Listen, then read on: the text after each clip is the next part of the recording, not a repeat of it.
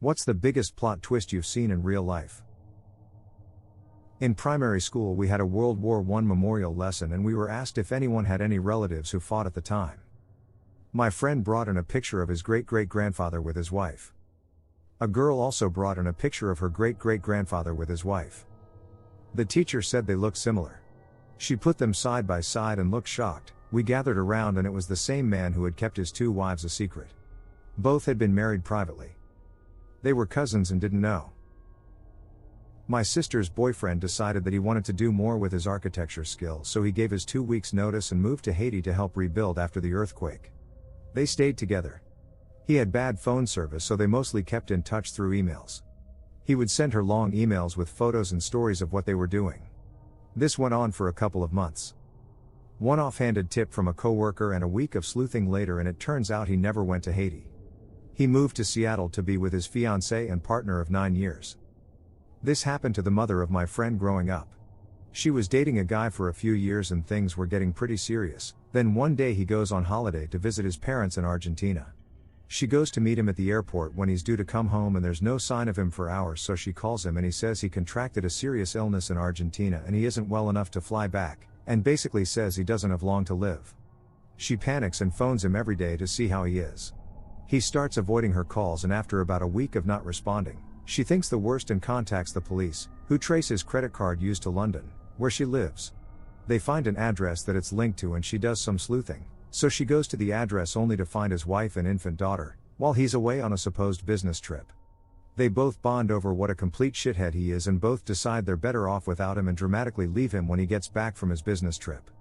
Pretty sure the two women are still friends.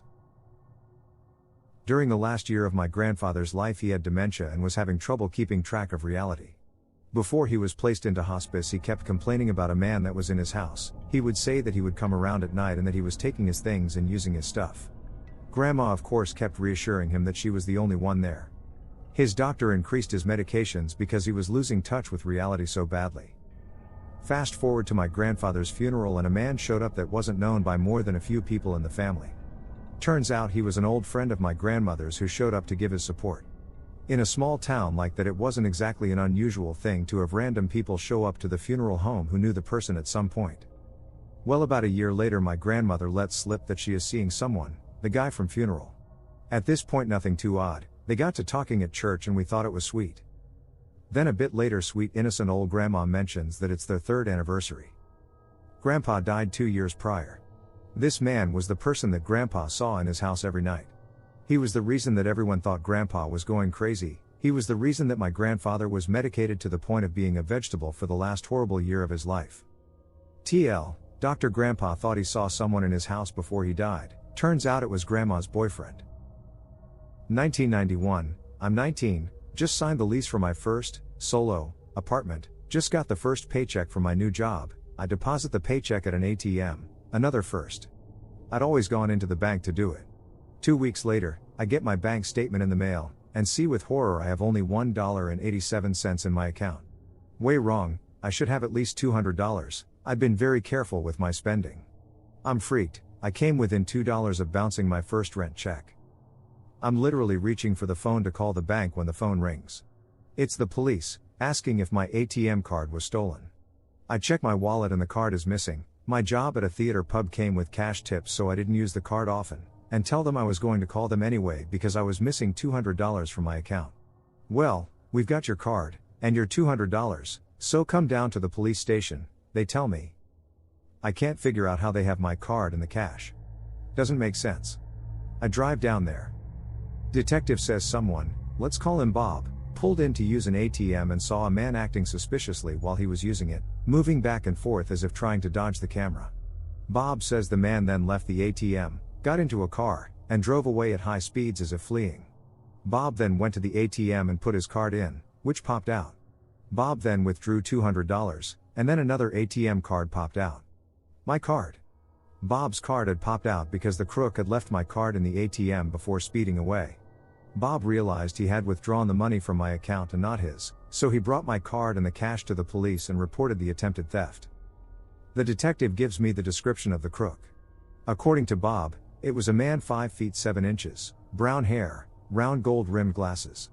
I say out loud so, about my height, my color hair, and glasses like mine, before realizing Bob was describing me. I'd never deposited a check in an ATM before, so I was moving back and forth, following the instructions on the screen, filling out the envelope with my account number, punching the amount in, etc. I then forgot to take my card out and just left because I'm a freaking idiot. I drove away at high speeds because I was 19 and that's how I drove everywhere. Worried the detective might be annoyed, I didn't tell him I was the crook, I just thanked him and left with the money I stole from myself. Somewhere in a box in my closet I still have the police report where I'm both the victim and the perp. Told this before in another thread, but it's still hilarious to me. Guy I knew in high school English class was talking one winter day about how he was late to school because someone hit his mailbox. His folks made him fix it up before he went to school, he missed his ride and had to walk instead, but the school staff was cool about it and didn't punish him. A few minutes later, another girl comes into class and she's talking about how her morning sucked, she lost control going down a hill and hit someone's mailbox. She freaked out and drove off before anyone witnessed it and described a few details of the house. Mailbox guy puts 2 and 2 together and blurts out, "You hit my mailbox." He wasn't super mad about it and she turned beet red. It was hilarious at the time the way they both reacted. We are living in Florida at the time and my dad goes to the eye doctor because he is seeing double.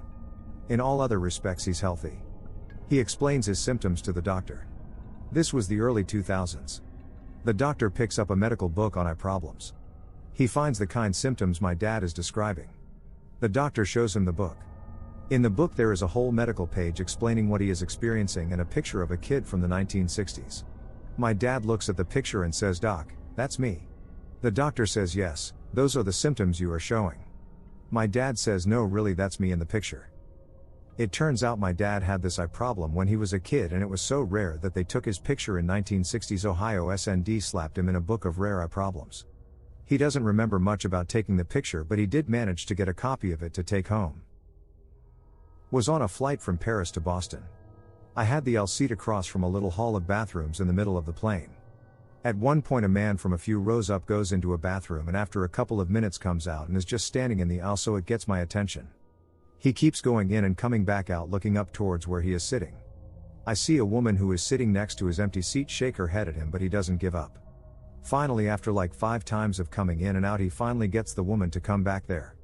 The lights are out and most of the plane is sleeping, and once she comes back to him they start making out in the bathroom hallway before he goes into one and pulls her in with him.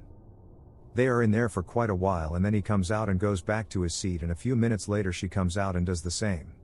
They are really flirty in their seats and about an hour later repeat it. The man goes in and then she joins him. They end up doing this 3 times throughout the flight. My husband, who is sitting next to me, has caught on to what they are doing as well, and we made a joke about how they must be newlyweds on their honeymoon. We get off the plane and the woman is standing at the gate waiting and the man is nowhere in sight. As the people from the back of the plane get off, a completely different man goes up to her and gives her a kiss on the lips and asks her if she was able to get any sleep on the flight and calls her dear. Then they walk off towards the luggage area with their arms around each other. So apparently what we thought was an adventurous newlywed couple was actually a woman hooking up with her seatmate while her husband was sitting in the back of the plane. I worked for a bank at their call center as a workforce admin. We had a supervisor with a higher than normal personnel rotation. People would be doing okay, then suddenly their numbers would drop, and quit. In one of those, the guy quitting made a big freaking scene, called him out, insulted him, pushed him around and ended up being restrained by other coworkers. At the HR meeting, supervisor is going off on this guy, bringing up every single thing the guy did wrong. He was boasting a bit too about how he had to fix all of this dude's mistakes. The entire time, the guy sat silent, said nothing, just stared at whomever asked him something. When the HR rep asked if he had anything to add, he pulled out a tape recorder, and just played recording after recording. Of what, you ask? Of the supervisor literally threatening the guy, harassing him, belittling him, and overall being a complete a-hole. Apparently, this guy would target overperforming agents and make their working environment hell, to protect his position. I'm told the supervisor simply stared at his feet and nodded when told he was fired. The agent, as I understand it, was also let go, but very well compensated. My esthetician was giving a Brazilian wax to a new client. New client goes on and on about this new guy she is dating, and how he's a bartender at XYZ. Esthetician's boyfriend was the bartender. Always fun to find out you are knee-deep waxing the parts of the woman you are being cheated on with. Was out with a friend of mine, who ran into her dad, and his other family. When I was a sophomore in high school, we had a rash of thefts occurring during classes. It was a small school and we had no hall monitor or cameras in the halls. It went on for months until the gym teacher happened to catch the kid in the act of stealing from someone's backpack. There was a ruckus out in the halls and my class ran out to see what was going on. The thief was the principal's son.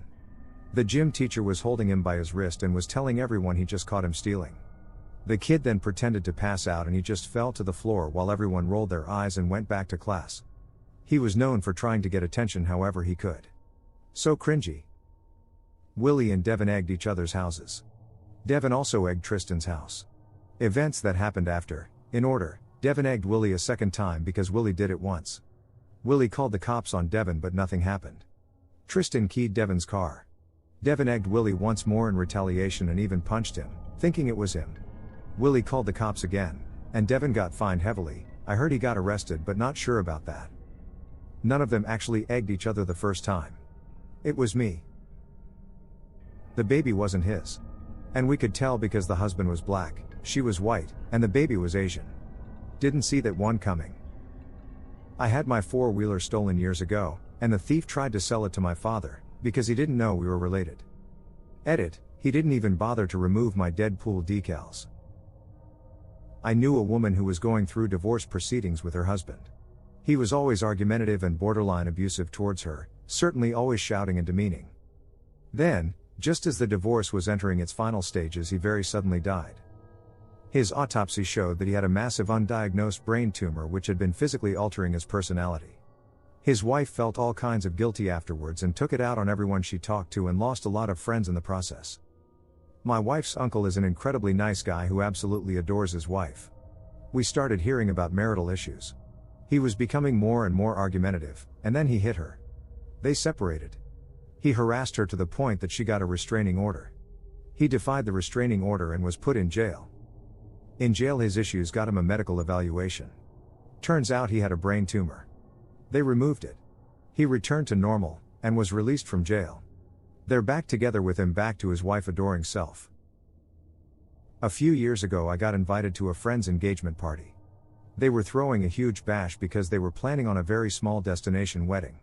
Later in the evening, my friend's fiancé takes the mic and starts thanking everyone for being there. Sorry, Jen will be out to thank you guys in a minute, she's just having a wardrobe malfunction. He goes on to tell the story about how they met, how they were best friends and decided to get engaged, and finished along the lines of we wish you could all be there and that we could get married right now. So we're going too. Out walks Jen in her wedding dress. I work at a prison and a lady flew all the way from Nigeria to visit her brother who was supposed to be incarcerated at my unit. She speaks little English but we tried to explain to her that the inmate was not in the system anymore. He must have been released. We call a supervisor and it turns out he was released over 5 months before. She walks away confused and come back in with her husband who speaks English much better. We tell him the scenario and he asks, well, where did he go? He doesn't have any friends or family in the US. We told him we don't know where he went, he was released, he could be anywhere. The guy, obviously confused, says well, he couldn't have gone anywhere. Because he doesn't have any legs. So a legless Nigerian ex-felon with no ties is running. Well, scooting around the US and no one knows where he is. As always, thank you for watching. Please like and subscribe if you enjoyed the video, show your support. Leave your thoughts and opinions down below.